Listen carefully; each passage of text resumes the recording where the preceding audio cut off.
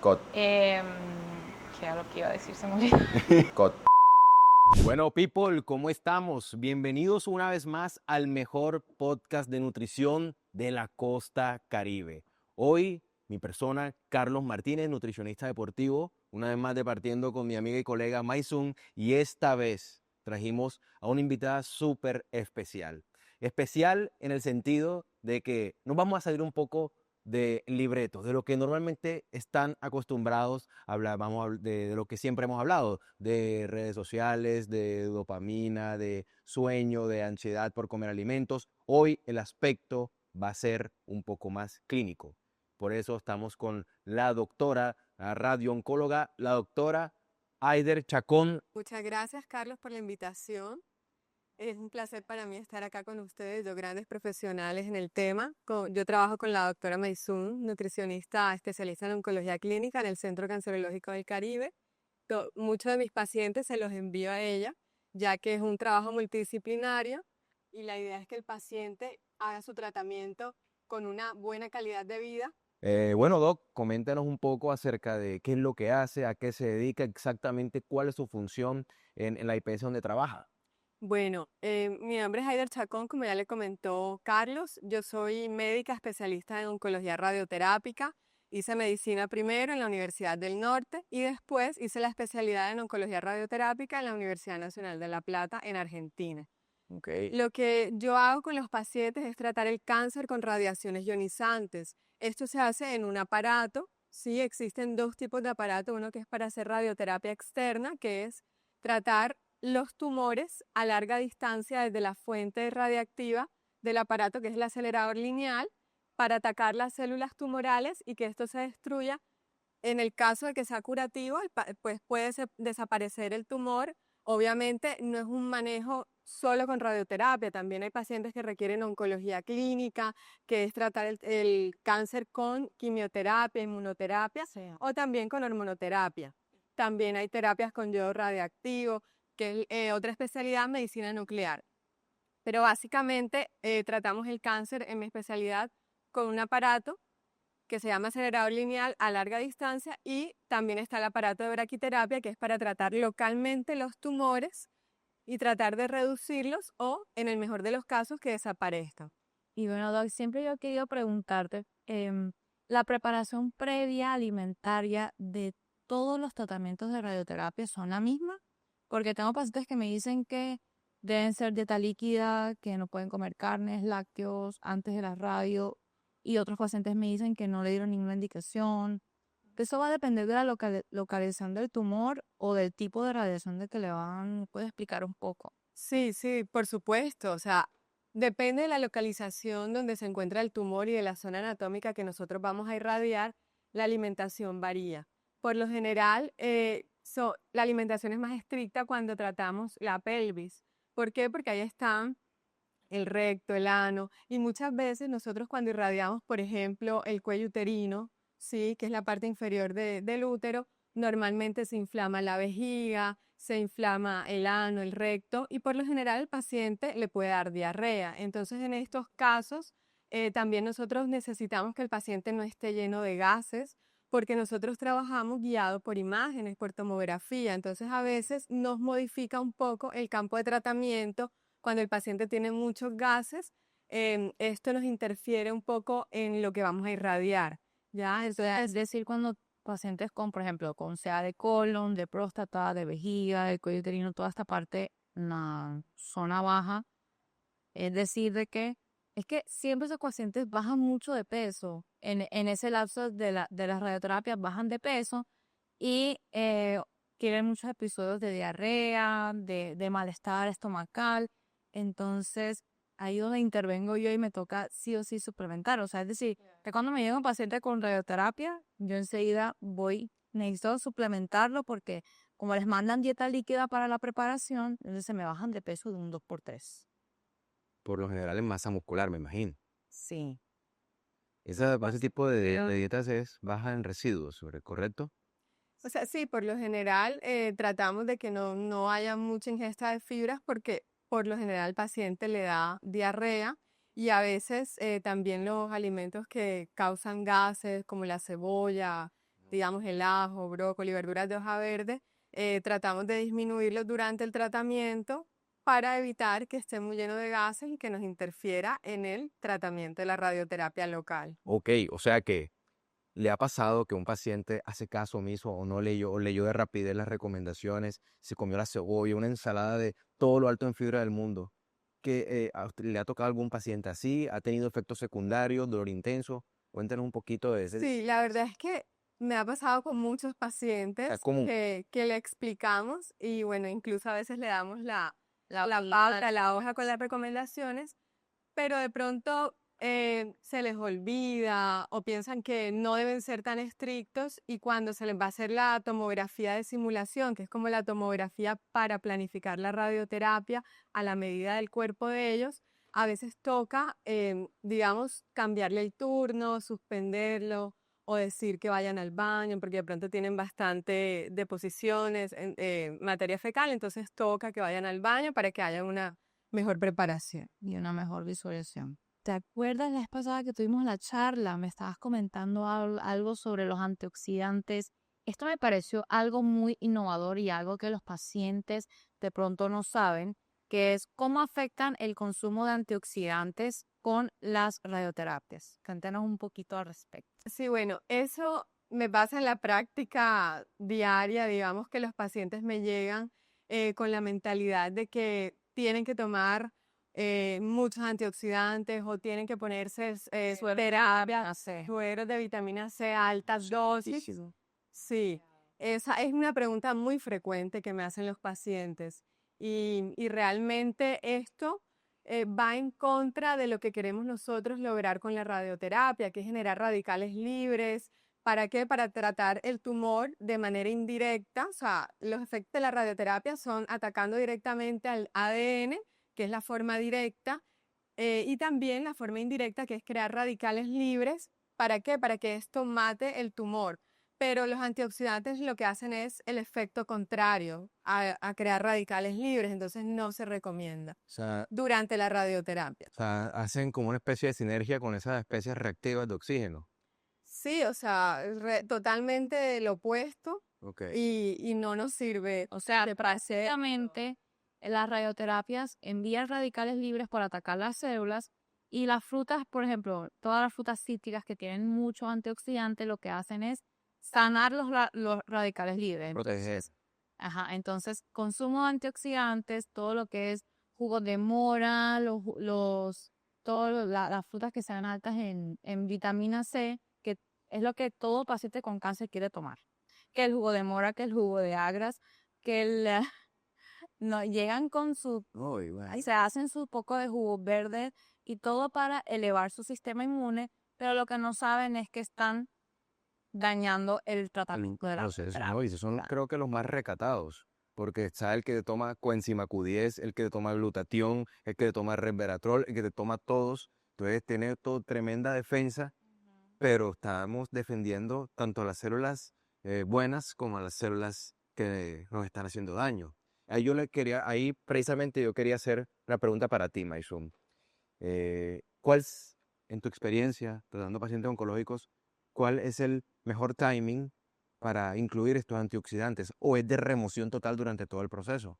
No, yo les digo a los pacientes que es que las radioterapias se hacen 20, 30 sesiones más o menos, digamos, y se hacen en un lapso de tiempo de seguido, o sea, un lapso de tiempo corto. Yo les digo, suspéndalo totalmente en estos 30 días, no les va a hacer falta. O sea, no les va a hacer falta que no consuman ninguna fruta, o si lo van a comer, que sea una porción muy pequeña en el día. No, porque tengo pacientes que de verdad se toman una jarra de jugo al día. O sea, a veces sienten la necesidad de sanarse, de cuidar su sistema inmune, de comer más vitaminas y lo que hacen es ocasionar pues una baja en el tratamiento. O sea, exacto. Entonces yo les recomiendo que suspendan durante este pequeño corto lapso de tiempo. O sea, yo les digo, los antioxidantes son una maravilla. Son indispensables en todo tratamiento oncológico, pero que lo suspenda únicamente en este tiempo. Bueno, es un tema muy importante. Yo me he encontrado con doctores, o sea, doctores generales en ciertas clínicas que promocionan el tema de los sueros a los pacientes oncológicos, prometiéndoles que eso va a aumentar la tasa pues, ¿cómo decirlo?, de eficacia del tratamiento. Obviamente eso está influenciado por un marketing, está influenciado por beneficios económicos. ¿Usted qué piensa de eso, doctora? O sea, ¿hasta qué punto o sea, se puede eso manejar? Bueno, sí, la verdad es que es un tema delicado porque los pacientes no tienen filtro a veces con las redes sociales que siguen. A veces siguen personas que se llaman ser expertos, pero realmente no lo son. Ya, entonces la persona, todo lo que ve en las redes, a veces piensa que es lo real y que es lo que le va a generar la curación.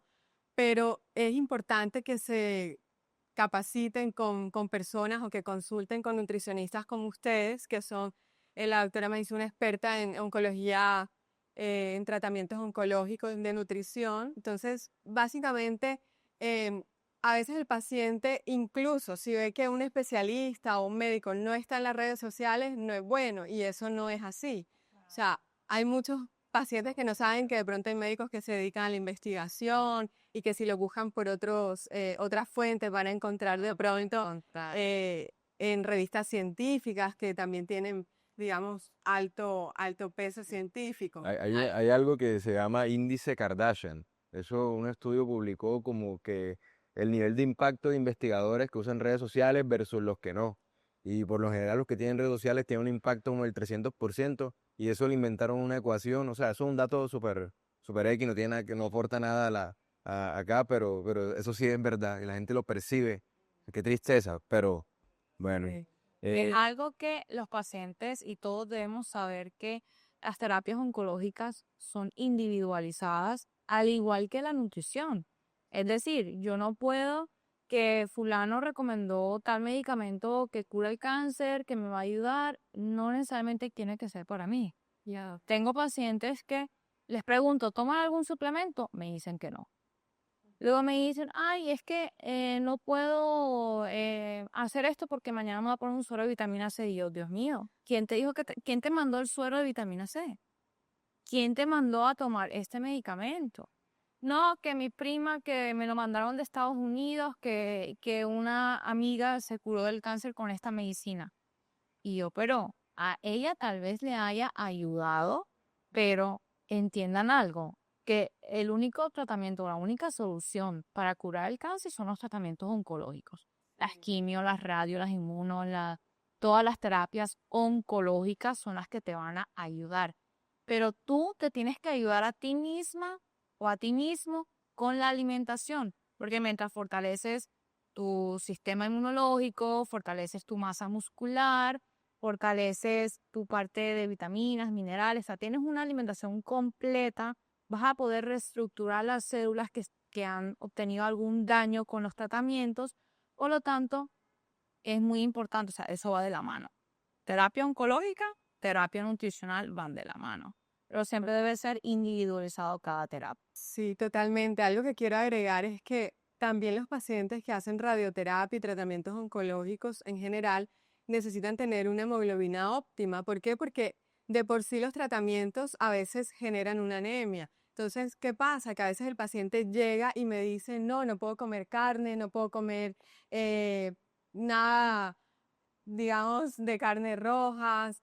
Entonces se van, digamos, a una depresión de la hemoglobina y así los tratamientos no son tan efectivos. Entonces, eso es importante. ¿Por qué? Porque para generar radicales libres lo que necesitamos es el oxígeno. Entonces, la hemoglobina transporta el oxígeno y ahí es donde yo les hablo la derivación y les digo, por favor, vayan donde la nutricionista especialista en oncología, la doctora Maizun, y bueno, ahí es donde nosotras hacemos el manejo multidisciplinario y la doctora les dice todo este tema de los mitos. Mira, durante mi experiencia ya en casi 2 años atendiendo pacientes oncológicos, me ha costado concientizar a los pacientes que deben comer carnes rojas. La carne roja tiene hemoglobina, o sea, es lo principal que te va a ayudar a elevar tus niveles de hemoglobina, pero siempre respetando las recomendaciones de la OMS, que es reducir el consumo a máximo 3 veces por semana, no más de 500 gramos de carne roja semanal, pero hay que incluirlos. también sus juguitos de remolacha. Bien asado, 3/4, 1/4, No, carne bien cocida. bien y cocida. Importante. Sí, sí, claro. Eso es muy importante recalcarlo. Y también otra cosa es los embutidos. Los embutidos contienen nitritos y nitratos, que son los que le dan la coloración roja, rosada a los embutidos, que según la clasificación de la CIIC, algo así, están categorizados como potencialmente cancerígenos los alimentos que tengan nitritos y nitratos, que en este caso son los embutidos. Eso es una de las cosas que yo no recomiendo que consuman mis pacientes. Y otra recomendación es que cuando el paciente está en quimioterapia, hay ciertos medicamentos de las quimioterapias que tienen interacción con alimentos.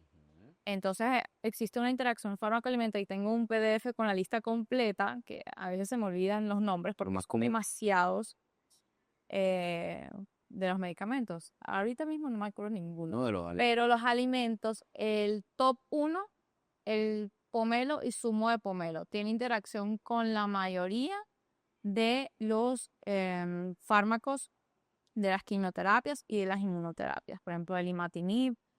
em, También están los lácteos. Hay algunos lácteos que tienen interacción con alimentos, con medicamentos. Está también, bueno, algunas frutas como el brócoli y algunas frutas antioxidantes también tienen interacción con inmunoterapia. Fíjate, los arándanos, kiwi, las uvas, la granadilla. Bueno, em, y el famoso tema del azúcar. Que le dice a los pacientes, no, que el cáncer se alimenta del azúcar. Les cuento que no es así.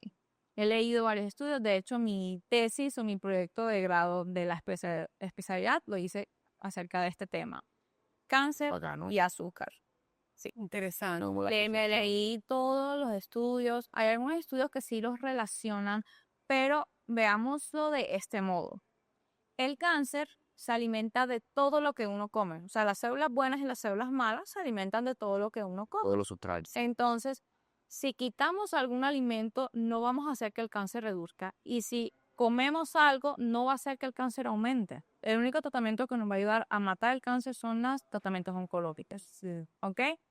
Entonces, el consumo elevado de azúcar diario nos ayuda a tener diabetes, nos eleva los niveles de glicemia en sangre, la prediabetes, el sobrepeso, la obesidad, el síndrome metabólico.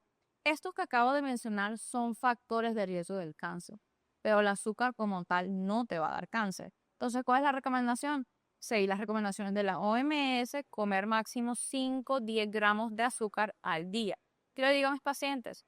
Cuando tengan un antojito de comerse algo dulce, cómalo, pero no lo haga parte de su día a día. Si tienes alguna alternativa, los jugos tómatelo sin azúcar, el cafecito sin azúcar, pero el resto, cuando quieras comerte algún postre, cuando te sientas muy débil, necesitas comer glucosa. Todos necesitamos comer glucosa, y especialmente las mujeres. Cuando nos da esos antojitos de comernos algo dulce, pues, ¿quieres comerte un dulce? Ve y cómetelo. Bueno, Yo he mandado a pacientes de mi consulta a que vayan a comerse un helado. Les digo, salgan de aquí y vayan a comerse un helado. Tengo pacientes que me dicen, llevo un año que quiero comerme un helado o un bocadillo y no se lo comen. Yo les digo, ni una comida te va a matar hoy y ninguna comida te va a matar mañana. y el hecho de no consumir azúcar en un paciente oncológico supone algún riesgo, o sea, ¿tiene alguna desventaja que lo suprima al 100%? Hay pacientes que suspenden el consumo de carbohidratos, suspenden el consumo de frutas por el mismo miedo, por el temor del azúcar y suspenden el azúcar. Estos pacientes, obviamente, no están obteniendo glucógeno, su masa muscular se ve depletada, entran en un estado de sarcopenia de caquexia, es decir, desnutrición, por lo tanto el paciente se va a comprometer más. Es decir, se va a desgastar o se va a depletar mucho más rápido que una persona que tenga una alimentación normal. ¿Ok? Están las famosas dietas keto, pero ahí el paciente obtiene una buena carga de nutrientes, o sea, buen consumo de calorías diarias, de energía, que recompensa esto, pero de igual manera la masa muscular se va a depletar, ¿o no? La dieta cetogénica tiene ese efecto secundario después de las 8 o 12, en el mejor de los casos, después de las 12 semanas, la masa muscular se suele depletar. Tengo entendido que en un paciente oncológico la masa muscular está asociado con la tasa de efectividad de cualquier tratamiento. Es decir, si tengo más masa muscular, pues tengo un porcentaje alto de una eficacia excelente. Si tengo poca masa muscular, tengo una probabilidad alta de que, pues, el pronóstico no sea del todo positivo. ¿Es así o me equivoco? Eso es cierto, totalmente cierto. Pero hablando de masa muscular, porque hay pacientes que me dicen que no quiero subir de peso, no, está en obesidad y me mandaron a bajar de peso. Pero hay que ver que hay personas que pueden tener obesidad y pueden tener sarcopenia, puede tener baja masa muscular. Entonces ahí es donde intervengo yo, la parte nutricional, le hago una anamnesis, le pregunto a la persona qué desayuna, qué merienda, qué almuerza, qué cena, para ver qué podemos modificar en este caso. Y hay pacientes que tienen los síntomas adversos los tratamientos, náuseas, vómitos, diarrea, hiporexia. Entonces, a estos pacientes yo trato de ayudarlos siempre y cuando tengan un diagnóstico ya marcado de desnutrición o han perdido peso durante los últimos 6 meses. Yo me rijo con los criterios GLIM y enseguida voy suplementando. Bueno, uno le dice suplementación, pero en realidad es complemento. Complementos. Le envío una fórmula que sea alta en proteínas, em, moderada en carbohidratos y rica en grasa, que tenga omega 3, que es algo que está como que muy en tendencia de estudio. Hay una breve asociación entre el aumento de masa muscular en pacientes con cáncer consumiendo dosis de EPA, DHA y HMB, que son lo que ahorita tienen los soportes nutricionales para pacientes oncológicos. Entonces, sí, la masa muscular es muy importante. Yo siempre digo a los pacientes que no es que tengas que subir de peso, es que debas mejorar tu alimentación. Debas consumir un poquito más de proteínas, no importa comer carne, o sea, olvídate de lo que has escuchado porque llegan con que, o sea, apenas les dan el diagnóstico de cáncer, quieren mejorar su alimentación. Entonces empiezan a quitar todo y a comer un poquito más saludable, pero al mismo tiempo quitan la carne, quitan el azúcar, quitan. ¿Y qué pasa con ellos? Bajan de peso inmediatamente. Sí, bajan de peso y bajan de masa muscular. Yo les digo, a mí no me importa que tú comas de más, que tú te salgas de tu dieta. Necesito que te recompongas muscularmente, tu estado nutricional esté mejor para que tu cuerpo esté bien fuerte y poder recibir bien las terapias y no te dé más efectos adversos. Por eso es que antes yo me mandaba a los pacientes ya cuando estaban en estado crítico. Ahorita, gracias a Dios, la ciencia va avanzando, ya los oncólogos ya me tienen en consideración y escriben en la historia terapia multidisciplinaria y me los envían en etapa temprana. Es decir, yo los recibo apenas están recién diagnosticados y eso es educación nutricional y veamos que hemos tenido mucha mejor eficacia, una buena tolerancia al tratamiento cuando el paciente tiene una buena alimentación junto con las terapias. Eso es algo súper, súper importante con los pacientes. Me ha costado mucho, pero estamos logrando concientizar a todos los pacientes. Bueno, particularmente eso me parece muy interesante porque cada paciente es un mundo y como hemos mencionado, la terapia debe ser individualizada.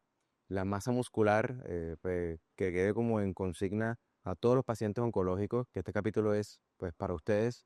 La masa muscular es importante y hay que mantenerla siempre en un nivel muy saludable. Entrenar fuerza hoy en día me parece una necesidad y no es algo que tengo que hacer como por salir del paso. Eso es algo que creo que puede impactar de la vida de todas las personas. En ese orden de ideas, doctora, yo quiero que usted me hable un poco de su experiencia con los pacientes. ¿Qué hay en esa consulta uno a uno? ¿Cómo los ve psicológicamente? ¿Cómo llegan al consultorio? ¿Cómo es ese cambio de actitud cuando le colocamos el tratamiento? Hábleme un poco de eso.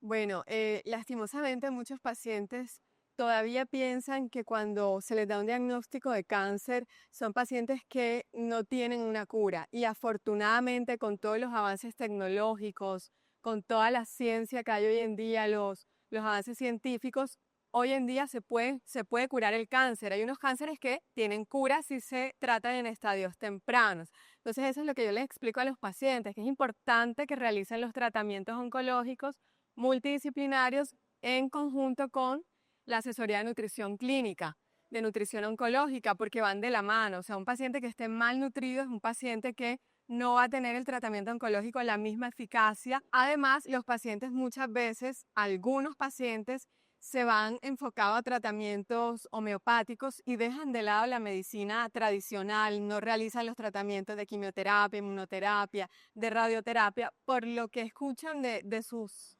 amigos, su familia, en las redes, de las redes sociales también. Entonces a veces, bueno, tengo una experiencia de una paciente que nunca olvido, que es una paciente que vi cuando estaba haciendo la residencia. Esta paciente, por escuchar la opinión de un familiar, realizó tratamientos homeopáticos y no hizo la quimioterapia. Entonces, cuando me llega a mí, me llega en estadio 4, ya con metástasis a nivel de los huesos para que yo le hiciera la radioterapia porque estaba con mucho dolor a nivel de la columna. Entonces, ahí es cuando uno dice qué importante es escuchar. O sea, yo no estoy diciendo que la medicina alternativa sea mala, ¿sí? Yo pienso que ayuda, pero de forma complementaria. Claro. Y depende de qué es, o sea, de qué haga, porque también hay que tener presente que algunas terapias con hierbas, con flores, con plantas interfieren precisamente en la absorción de las quimioterapias o tienen interacciones medicamentosas. Entonces, sí es importante siempre derivar al paciente a nutrición clínica y que esté con su médico oncólogo de cabecera y también con el especialista en radioterapia. Además, la psicología, nosotros también derivamos a los pacientes a psicooncología porque es supremamente importante que el paciente exprese sus emociones. Esto impacta de forma positiva en la calidad de vida del paciente. Otra cosa importante es la actividad física. Está demostrado que realizar actividad física mejora la efectividad de los tratamientos oncológicos y el desempeño de los pacientes en sus actividades diarias. Bueno, eso me parece muy importante.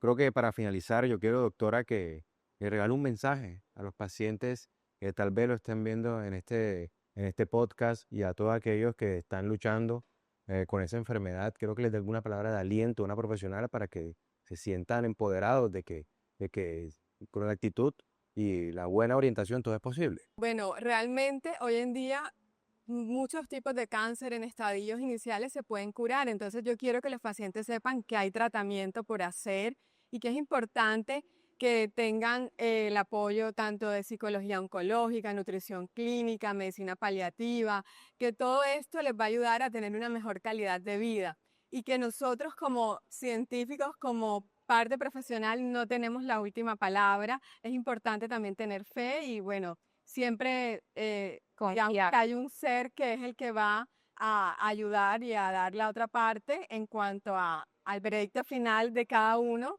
sí, porque todos tenemos un día y no sabemos cuándo y de qué forma va a ser, pero nosotros no tenemos la última palabra en eso. Bueno, muchísimas gracias por haber aceptado esta invitación. Gracias a Y ustedes por la verdad, ese espacio. espacio, especialmente yo, lo quería hacer porque a mí me llegan los pacientes con mucho miedo de comer, mucho miedo al tratamiento, asocian siempre el cáncer con la muerte y gracias a Dios hoy en día la ciencia ha avanzado tanto con los tratamientos oncológicos, los tratamientos médicos, la parte nutricional, o sea, es una terapia multidisciplinaria que se debe trabajar en conjunto y que tengan mucha fe y no tengan miedo.